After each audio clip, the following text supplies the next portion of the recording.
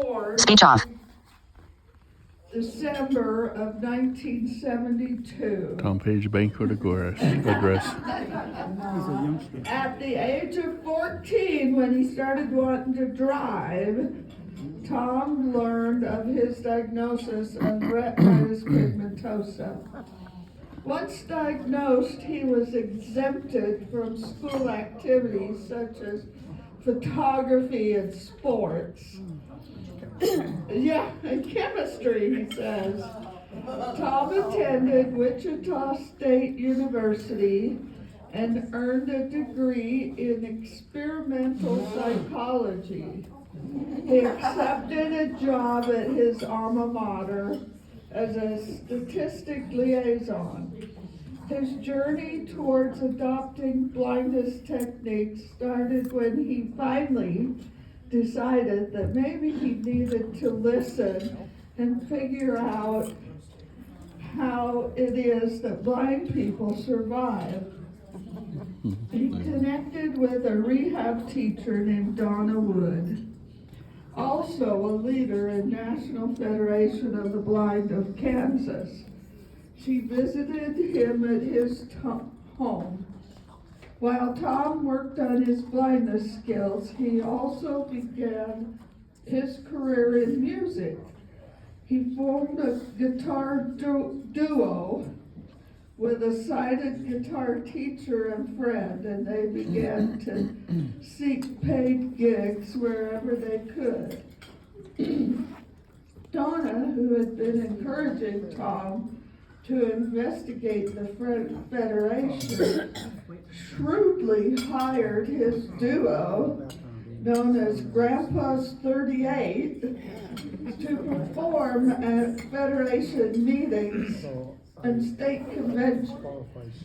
She worked it pretty well, Tom recalls with a chuckle. His involvement was further cemented when he won an NFB scholarship in 2004.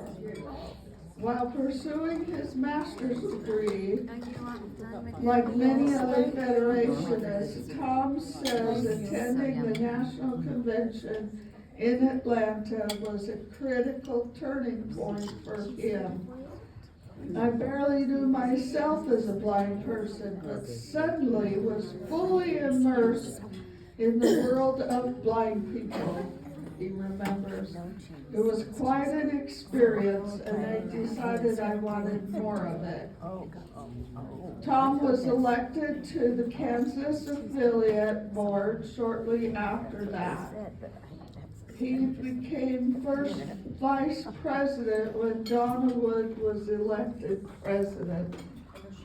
And when her health no longer permitted her to serve in that role, he was elected to succeed her in 2013.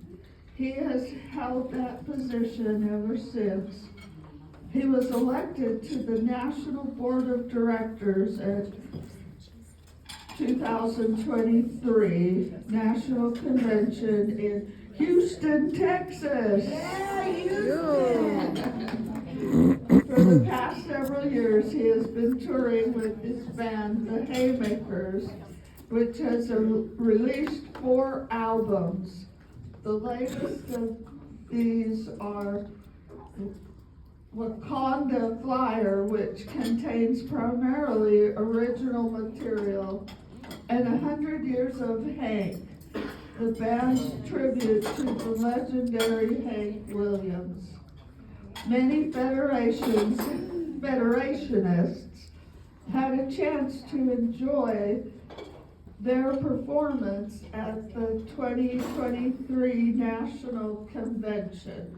Yeah, I was there. Yeah. Tom and his partner, Nicole Taylor, live in Wichita.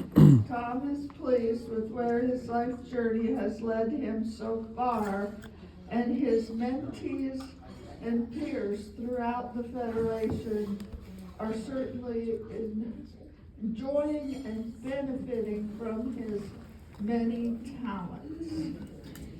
Here's Tom.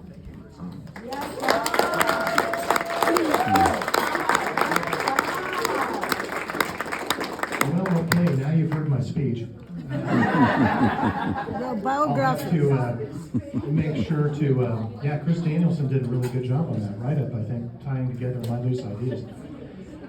Life is complex and it's hard to digest into such a thing.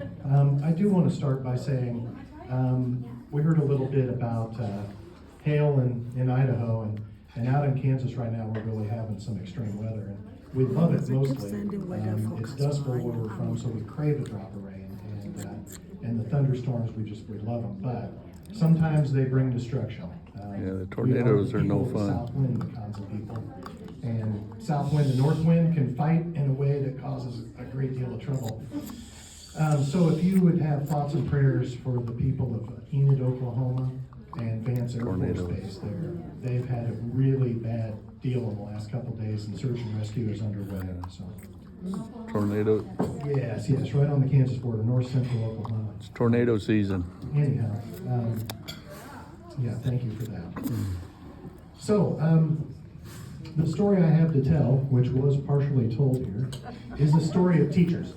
And I'll start with our lineage up to me, sort of in a loose way, in the Federation. So we roll it's way got a little back, cup or right? something, Our huh? way back machine into the late 19th century, and there was a fellow named Waring Wilkinson, Did you get some? No, I don't. the head of a Oh, is that what it is? state school in California. And he came across a young man named Newell Perry, who he thought was a very talented young man. And he encouraged Newell Perry to explore his gifts. Perry became very well educated in mathematics, and although he was stationed at the University of Chicago for a time, he never really was able to experience the sort of career success that his intellect would have projected. However, he became headmaster in California and identified a young man named Jacobus Tenbrook. He also, like his teacher, encouraged young Jacobus to live up to his potential. As we all know, he became not only a great legal scholar, but also father of our Federation. Tenbrook, in turn, helped develop Kenneth Jernigan.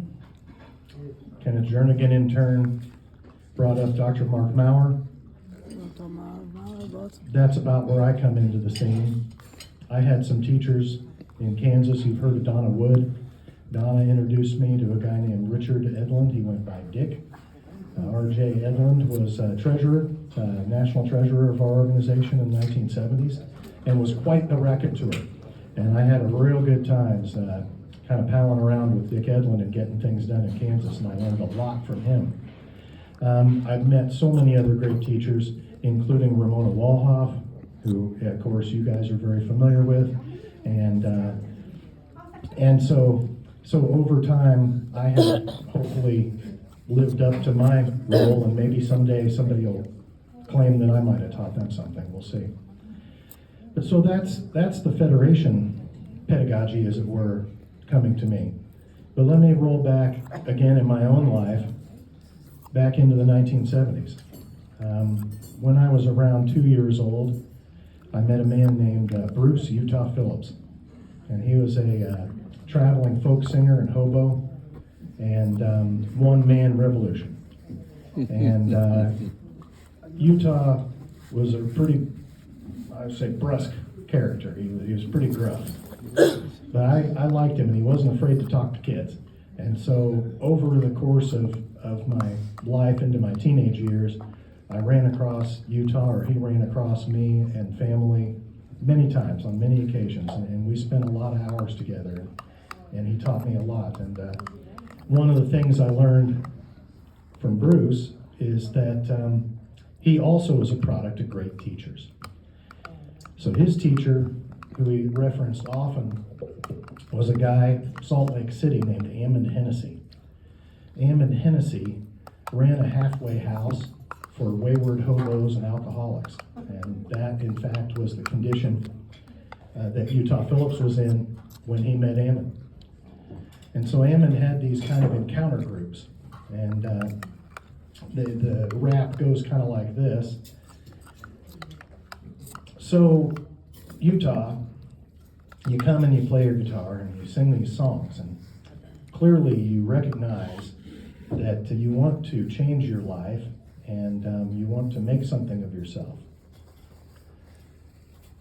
But you know, it's not enough to raise your hand in the meeting and say, my name is Bruce and I have a capacity for violence which I would like to discard. It's not enough. You have to recognize that you were born into the world as a white man in post-industrial American society, and you're armed to the teeth with the weapons of privilege. And so you've got to recognize that and start divesting yourself of those privileges before you will really understand where you stand in the world. So I've taken that to heart. And I thank you, Todd, for this teaching. And I stand before you as a very privileged person who... Speech on. Close button. Low power mode. Close button. And One, I've speech had a lot off. of privilege in life. My parents valued education very highly. And although I did not think much of that as it was just a norm, it's a privilege.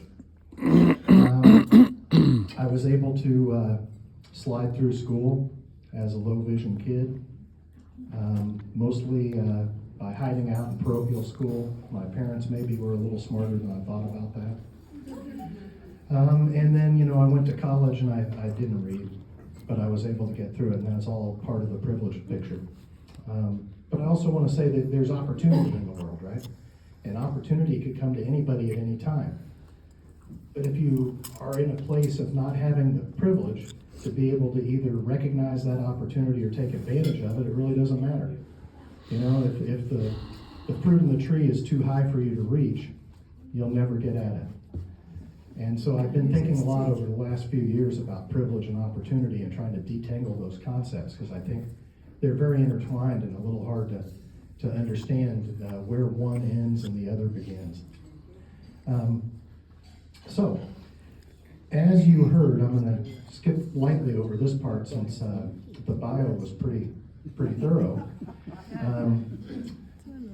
I was working at Wichita State University as a statistical programmer, and my job was basically to tell research faculty in a lot of occasions, you can't get there from here, sorry. Your research design does not, or is not compatible with the analysis techniques you want to use. And often I think in these cases, the faculty were reading articles in journals and thinking, well, I need to do something like this. What I need is a regression study. But if you don't set up your experiment correctly, those analytic tools just don't produce any meaningful results. And so it was a very interesting job. I really liked it. Again, I got to say no to authority a lot. That gave me plenty of youthful expressive energy. But I had people to back me up on that job, right? Again, teachers. And so I was not a PhD, and so I had some cards around. So if somebody pitched too big of a fit after I told them you couldn't get there from here, I'd give them a card of a mathematician or a philosopher they could go talk to, straighten them out a little bit. So I got to a point on this job where I couldn't read under any condition. And that was a trigger point for me to understand that I wasn't just a little different, that this wasn't just some little thing, you know, don't worry about it. And of course I'd spent my entire childhood shuffling my feet, looking at the ground, trying not to fall down. And I think it was obvious to most people around me that in fact I was blind. But I didn't care. I felt perfectly good being myself and wasn't too worried about it. But that moment of no magnification that I had, no squinting around at it and shifting the book in different directions, no different lighting source, you know, none of that helped. And I thought, well, heck, I'm going to have to do something. So I was telling some of my colleagues, and a mathematician kind of ratted me out to another mathematician. And so I got a call from this blind math professor that I knew, and he's the only adult blind person I'd actually ever met, to tell you the truth. So that, you know, I had no role models, so to speak. But this guy, Leo, nice guy, he taught at a local community college, and he would come around to WSU occasionally, Again, people who recognized my blindness, even though I didn't, had kind of pushed me towards Leo over the years. So, got a call from Leo, and he says, "So, you're figuring out you're blind?" "Yes, I am, sir." I said, "So what are you doing about it?" Well, I've called this outfit. I took a lengthy research process of figuring out that vocational rehabilitation was the route to go, that they would actually pay for the blindness training I needed to figure out how to live. So I told him I'd done that, and he asked what's going on, and I gave him the name of a person I had an appointment with. He says, "Okay, hang up the phone. I want you to call them back. Cancel your meeting with this guy," I think I'll come up with it here, Bob. "Cancel your meeting with Bob Hamilton, and go ahead and then, wait a half hour or so. Call back and tell him you need a meeting with Donna Wood." And so I said, "Okay, I'll do it, Leo, thank you." And this is one of these moments of, that was opportunity calling. That was an angel calling, I didn't know. But I took his advice. Hung up the phone, got my appointment with Donna, and the rest of it you heard. I think the part that wasn't in there, of course, she did all the things that a good rehab teacher does.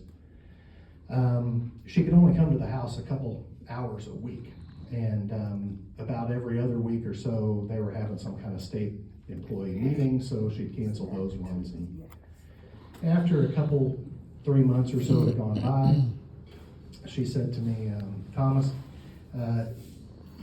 I'm assessing that you're not an idiot." Well, thank you for that, Donna. And that was her professional opinion, so I took it seriously.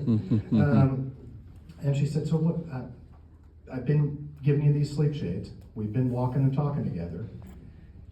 I'm gonna cut the you-know-what here and tell you, you could be involved in this program for the rest of your life and never get anywhere at 2 hours a week. What you gotta do is get out there and do it yourself." We do not have the kind of immersion center like a Colorado Center or something in Kansas, and at that time there was no mechanism for somebody from Kansas to go to Colorado. That's a different long story, but that was just not available. So she said, "Yeah, get out there and do it. Walk around the block. You know this neighborhood. You walked it for years without the cane. Just get on it and cross the small streets. When you build up some confidence, call me back and we'll work on major intersections." And I took Donna's advice, and I started reading my Braille homework as I was on the road as a musician at the time. As you heard in the Grandpa's 38 duo, we traveled all the 50 states during those years. I eventually built up to reading Harry Potter to my friend as we went, and I'm still not the most gifted reader in the world, but it works for me, and I'm happy that I had the opportunity to learn those skills. So I'm going to fast forward a little bit and say, I think, again, this privilege and opportunity are so hard to detangle. But one of the great things about the life of the traveling musician is you have the opportunity to visit a lot of places and experience a lot of things. And so back then, we didn't have the GPS on the phones, but I'm a pretty good natural navigator, and I got a hold of one of these magnetic compasses. And so I would say also my partner in the Grandpa's 38, directionally impaired. Perfectly sighted guy, but he was lost all the time.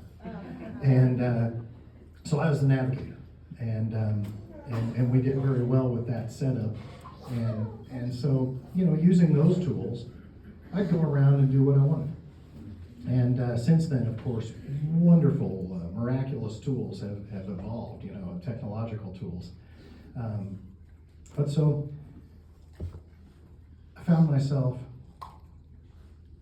in New York City visiting my little brother.